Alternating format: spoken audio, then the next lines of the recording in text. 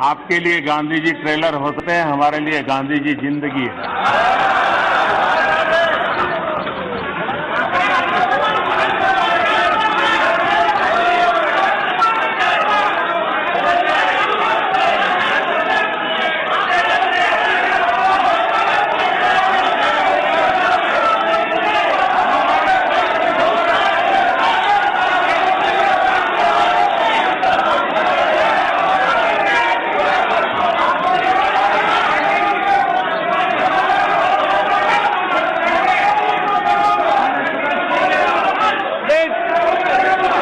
No, please, manager, Gogal ji, please, no, manager, चलो,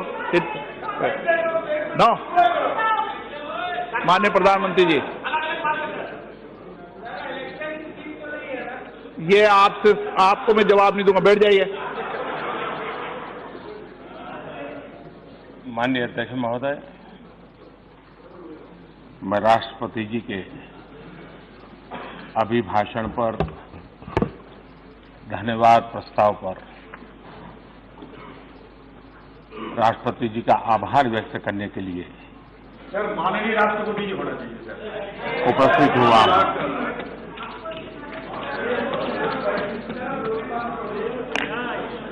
माननीय राष्ट्रपति जी ने न्यू इंडिया का विजन अपने अभिभाषण में प्रस्तुत किया है। 21वीं सदी के तीसरे दशक का माननीय राष्ट्रपति जी का ये वक्तव्य इस दशक के लिए हम सबको दिशा देने वाला, प्रेरणा देने वाला और देश के कोटि कोटि जनों में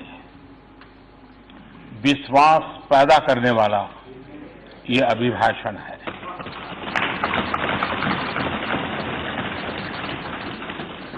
इस चर्चा में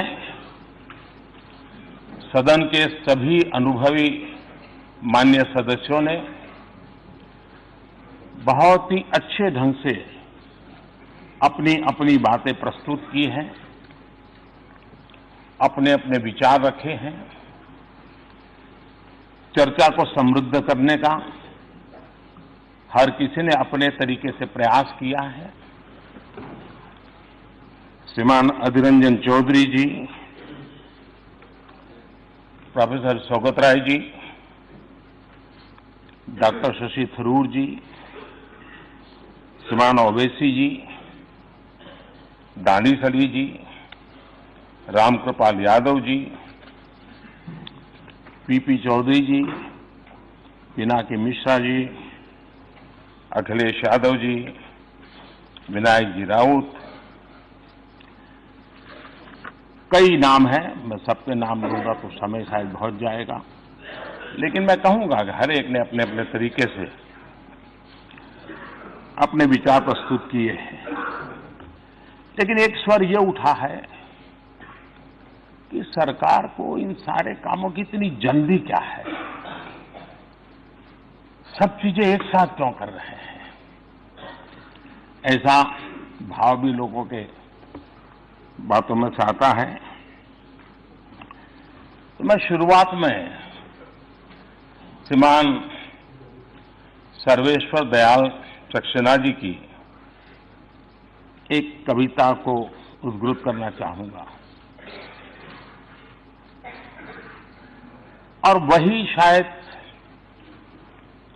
हमारे संस्कार भी हैं, हमारी सरकार का स्वभाव भी है, और उसी के कारण, उसी प्रेरणा के कारण हम लिख से हट करके तेज गति से आगे बढ़ने की दिशा में प्रयास कर रहे हैं।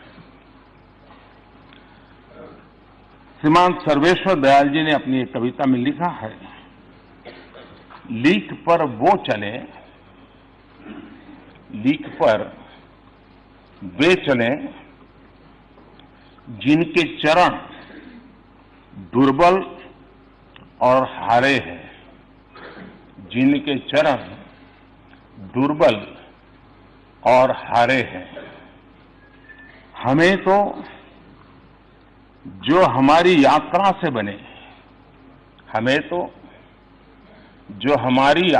बने, ऐसे अनिर्मित पथ ही प्यारे हैं।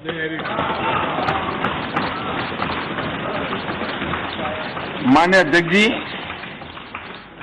और इसलिए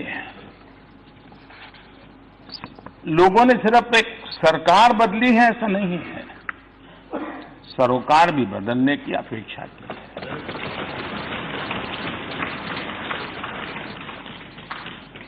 एक नई सोच के साथ काम करने की देश की इच्छा और अपेक्षा के कारण हमें यहां आकर के सेवा करने का अवसर मिला है। लेकिन अगर हम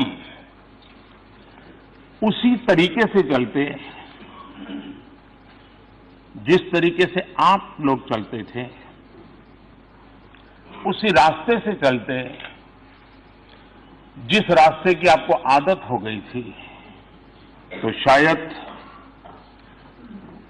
70 साल के बाद भी इस देश में से आर्टिकल 370 नहीं है। आप ही के तौर तरीके से चलते तो मुस्लिम बहनों को 3 तलाक की तलवार आज भी डराती रहती। अगर आप ही के रास्ते चलते तो नाबालिग से रेप के मामले में फांसी की सजा का कानून नहीं बना। अगर आप ही के सोच के साथ चलते तो राम जन्मभूमि आज भी विवादों में रहती। अगर आप ही की सोच होती, अगर आप ही की सोच होती तो करतारपुर साहिब कॉरिडोर कभी नहीं बन पाता। अगर आप ही के तरीके होते, आप ही का रास्ता होता, तो भारत बांग्लादेश सीमा विवाद कभी नहीं सुलझता। माननीय अध्यक्ष जी,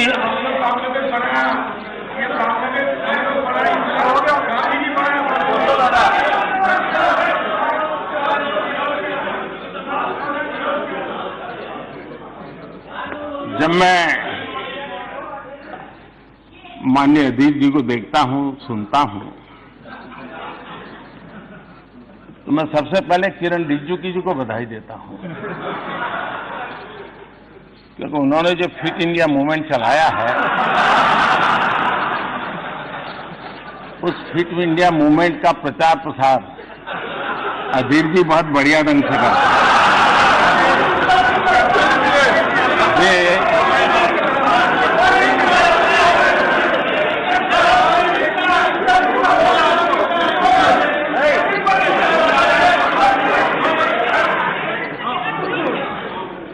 वे भाषण भी करते हैं और भाषण के साथ साथ जिम भी करते हैं।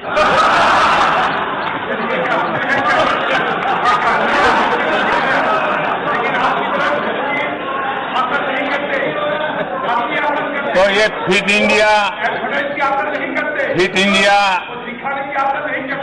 इंडिया को बल देने के लिए, उसका प्रचार प्रसार करने के लिए मैं माननीय सदस्य का धन्यवाद करता हूं।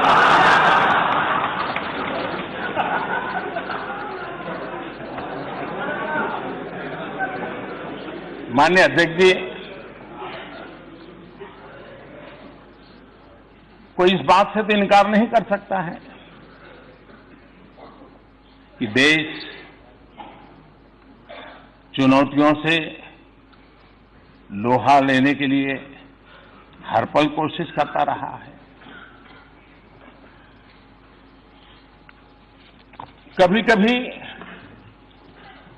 चुनौतियों की तरफ न देखने की भी आदतें देश ने देखी है, चुनौतियों को चुनने का सामर्थ्य नहीं, ऐसे लोगों को भी देखा है। लेकिन आज दुनिया की भारत के पास से जो अपेक्षा है,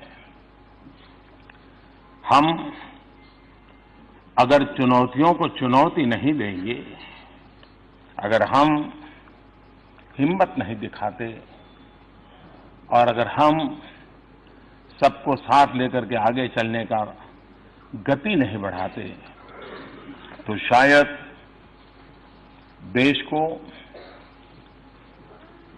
अनेक समस्याओं से लंबे अरसे तक जूझना पड़ता। और इसलिए माननीय अध्यक्ष जी, अगर कांग्रेस के रास्ते हम चलते तो 50 साल के बाद भी शत्रु संपत्ति कानून का इंतजार देश को करते रहना पड़ेगा। 35 साल बाद भी नेक्स्ट जनरेशन लड़ाकू विमान का इंतजार देश को करते रहना पड़ेगा। 28 साल के बाद भी बेनामी संपत्ति कानून लागू नहीं होगा। 20 साल बाद भी चीफ ऑफ डिफेंस स्टाफ की नियुक्ति नहीं हो पाती। माननीय अध्यक्ष जी, हमारी सरकार तेज गति की वजह से, और हमारा मकसद है, हम एक नई लकीर बना करके लीक से हट करके चलना चाहते हैं। और इसलिए हम इस बात को भली भांति समझते हैं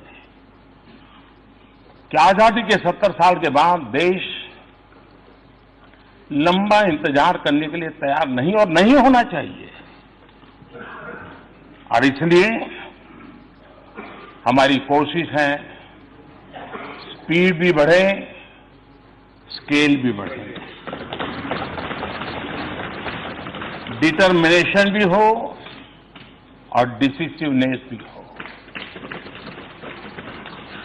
सेंसिटिविटी भी हो और सॉल्यूशन भी होना चाहिए। हमने जिस तेज गति से काम किया है, उस तेज गति से काम का परिणाम है कि देश की जनता ने 5 साल में देखा और देखने के बाद उसी तेज गति से आगे बढ़ने के लिए थोड़ी अधिक ताकत के साथ हमें फिर से सेवा करने का मौका दिया। अगर ये तेज गति न होती तो 37 करोड़ लोगों के बैंक अकाउंट इतने कम समय में नहीं खुलते। अगर गति तेज न होती तो 11 करोड़ लोगों के घरों में शौचालय का काम पूरा नहीं होता।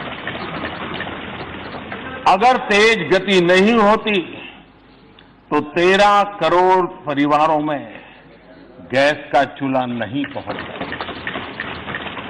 अगर गति तेज न होती तो 2 करोड़ घर नए नहीं बनते गरीबों के लिए। अगर तेज गति नहीं होती तो लंबे अरसे से अटके हुए दिल्ली की 1700 से ज्यादा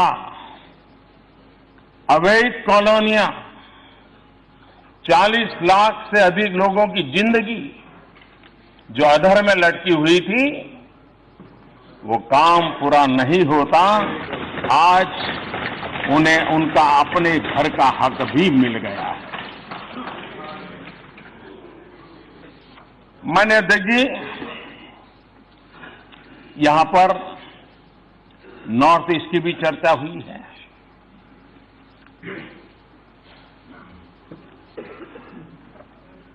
नॉर्थ ईस्ट को कितने दशकों तक इंतजार करना पड़ा। वहां पर राजनीतिक समीकरण बदलने का सामर्थ्य इतनी सीटें नहीं है। और इसलिए राजनीतिक तराजू से जब निर्णय होते रहे तो हमेशा ही वो क्षेत्र उपेक्षित रहा। हमारे लिए नॉर्थ ईस्ट वोट के तराजू से तोलने वाला क्षेत्र नहीं है। भारत की एकता और अखंडितता के साथ दूर दराज क्षेत्रों में बैठे हुए भारत के नागरिकों के लिए और उनके सामर्थ्य का भारत के विकास के लिए उपयुक्त उपयोग हो, शक्ति उनकी काम आए, देश को आगे बढ़ाने में काम आए, इस श्रद्धा के साथ वहां के एक एक नागरिक के प्रति अपार विश्वास के साथ आगे बढ़ने का हमारा प्रयास रहा है। और इसी के कारण नॉर्थ ईस्ट में गत 5 वर्ष जो कभी उनको दिल्ली दूर लगती थी, आज दिल्ली उनके दरवाजे पर जाकर के खड़ी हो गई। लगातार मंत्री नॉर्थ ईस्ट में दौरा करते रहे, रात रात वहां रुकते रहे, छोटे छोटे इलाके में जाते रहे, टियर 2, टियर 3 छोटे स्थानों पर गए, लोगों से संवाद किया, मेरा विश्वास का वातावरण पैदा किया और विकास की जो आवश्यकताएं होती जो 21वीं सदी से जुड़ी हुई है, चाहे बिजली की बात हो, चाहे रेल पहुंचाने की बात हो, चाहे हवाई अड्डे बनाने की बात हो, चाहे मोबाइल कनेक्टिविटी की बात हो, इन सब चीजों को हमने करने का प्रयास किया है। और वो विश्वास कितना बड़ा परिणाम देता है जो इस सरकार के कार्यकाल में देखा जा रहा है।